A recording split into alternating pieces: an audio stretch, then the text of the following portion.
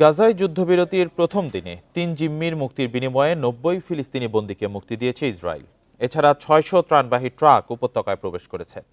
এদিকে ইসরায়েলি প্রধানমন্ত্রী বাধা না দিলে আরও ১ বছর আগেই যুদ্ধবিরতির চুক্তি হতো বলে জানিয়েছেন হামাসের সামরিক মুখপাত্র আবু ওবায়দা। নুডলস খান নাই তো নুডলসই খান নাই।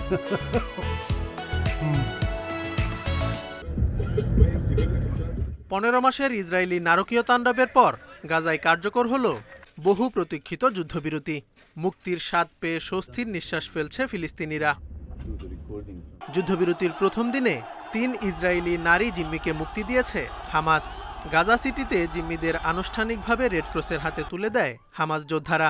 দীর্ঘদিন পর পরিবারের দেখা পেয়ে কান্নায় ভেঙে পড়েন জিম্মিরা। চুক্তি বাস্তবায়নের জন্য মার্কিন প্রেসিডেন্ট জো বাইডেন ও ডোনাল্ড ট্রাম্পকে ধন্যবাদ জানাই। আমি চাই চুক্তির প্রতিটি ধাপ সম্পন্নের মাধ্যমে বাকি জিম্মিদেরও মুক্তি নিশ্চিত হোক।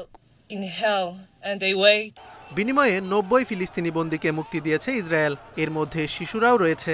কারাগার থেকে মুক্তি পেয়ে আনন্দে আত্মহারা হয়ে ওঠে বন্দীরা। উল্লাসে ফেটে পড়ে গাজাবাসী। মনে হচ্ছে জাহান্নাম থেকে মুক্তি পেয়ে জান্নাতে ফিরে এলাম।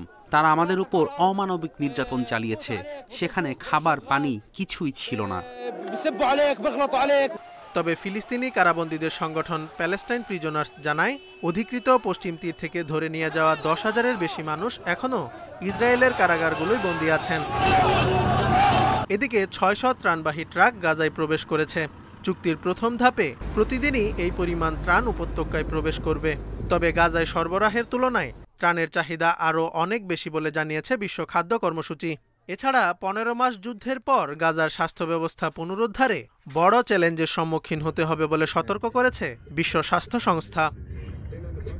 এদিকে ইসরায়েলি প্রধানমন্ত্রী বাধা না দিলে আরও ১ বছর আগেই যুদ্ধবিরতির চুক্তি হতো বলে জানিয়েছেন হামাসের সামরিক মুখপাত্র আবু ওবায়দা। এ সময় হামাস চুক্তির প্রতি প্রতিশ্রুতিবদ্ধ বলেও জানান তিনি। Zobayer Hussain, independent news.